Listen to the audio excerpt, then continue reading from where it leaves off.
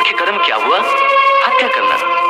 परंतु यही कर्म पुण्य भी हो सकता है और पाप भी। मनुष्य किसी कमजोर बूढ़े व्यक्ति का धन लूटने के लिए उसकी हत्या कर देता है, तो वो क्या हुआ? निश्चय ही वो पाप है। और यदि एक दुष्ट मनुष्य किसी अबला स्त्री के साथ जबरदस्ती बलात्कार करने की कोशिश कर रहा है, तो उस अबला की रक्षा के लिए यदि बलात्कार करने वाले की हत्या कर दी जाए तो वो क्या होगा? ये तो स्पष्ट है कि किसी निसहाय अबला की रक्षा करना पुण्य होगा। तुमने स्वयं ही अपने प्रश्न का उत्तर दे दिया पार्थ।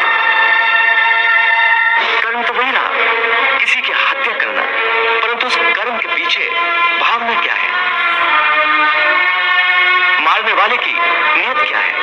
इसी के फर्क से एक ही कर्म पाप हो सकता है तो किसी के लिए पुण्य बन जाता है। कर्म के इस ज्ञान के द्वारा ही मनुष्य को कर्म, अकर्म और विकर्म की पहचान होती है। कर्म, अकर्म, विकर्म, ये क्या है? हे अर्जुन, मनुष्य जब निष्काम भावना से कर्म करता है तब उस कर्म का फल उसे नहीं भोगना पड़ता, इसलिए वो अकर्म हो जाता है। अच्छे कर्म का अच्छा और बुरे का बुरा। और विकर्म असत्य, कपट, हिंसा आदि अनुचित और निषिद्ध कर्म विकर्म है। इसका अर्थ केशव, युद्ध विकर्म है क्योंकि इसमें हिंसा है।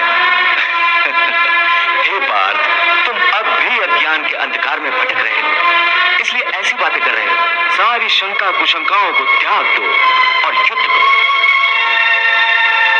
हे अर्जुन, जब तुम्हें ज्ञान प्राप्त होगा तब तुम जान जाओगे कि ये संसार मेरी ही माया है, ये संसार मेरे ही से उत्पन्न हुआ है,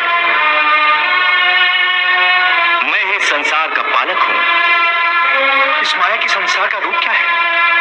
हे अर्जुन, यदि तुम अपने ज्ञान चक्षु से देखोगे तो तुम्हें पता चलेगा कि यह माया का संसार एक उल्टे वृक्ष की भांति है, जिसकी जड़ें ऊपर हैं और टहनी और पत्ते नीचे की ओर हैं। अपने अंतर चक्षुओं के द्वारा इसे देखो अर्जुन। हे केशव, मैं संसार वृक्ष को देख सकता हूँ, इसकी जड़ें ऊपर है और तुमसे निकली है। हाँ अर्जुन, जैसे मैंने कहा, ये माया का संसार मेरे ही से उत्पन्न हुआ है, इसलिए इसकी जड़ें मेरे में है और माया का स्थान क्योंकि मुझसे नीचे है, इसलिए ये पेड़ उल्टा है। तु मूलम अधः शाखम अश्वत्थम प्राहुरव्यम छंदासि यस्य पर्णानि यस्तम वेद सा वेदवित्।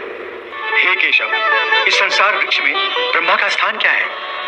हे अर्जुन, इस संसार का विस्तार करने वाला होने से ब्रह्मा इस वृक्ष की मुख्य शाखा है और वेद इसके पत्ते, अर्थ, शब्द, स्पर्श, रूप, रस और गंध, ये पांचों इस वृक्ष की शाखाओं की कोपलों के रूप में है। पार्थ, इस माया वृक्ष को सत, रज और तम तीनों गुणों के जल से सींचा जाता है। सत्य का मारा मनुष्य इसी पेड़ की डालियों में उलझा रहता है। पार्थ, ये वृक्ष अनादि है, अनंत है। ये वृक्ष संसार की माया का प्रतीक है। मधुसूदन, जब ये पेड़ ही सृष्टि है तो इसकी विशाल छाया भी हर ओर फैली होगी, तब मनुष्य इसकी छाया से कैसे बचकर रह सकता है? हे अर्जुन, ये ठीक है कि ये वृक्ष विशाल है, परंतु इस वृक्ष का विधाता तो उससे भी विशाल है। हे अर्जुन, जब तुम ज्ञान और वैराग्य की तलवार से इस संसार वृक्ष को काट दो तब तुम्हें उस परमात्मा के दर्शन होंगे जो सर्वव्यापी है, हर जगह मौजूद है, सब में व्याप्त है। इसलिए पार्थ, तुम मेरी शरण में आओ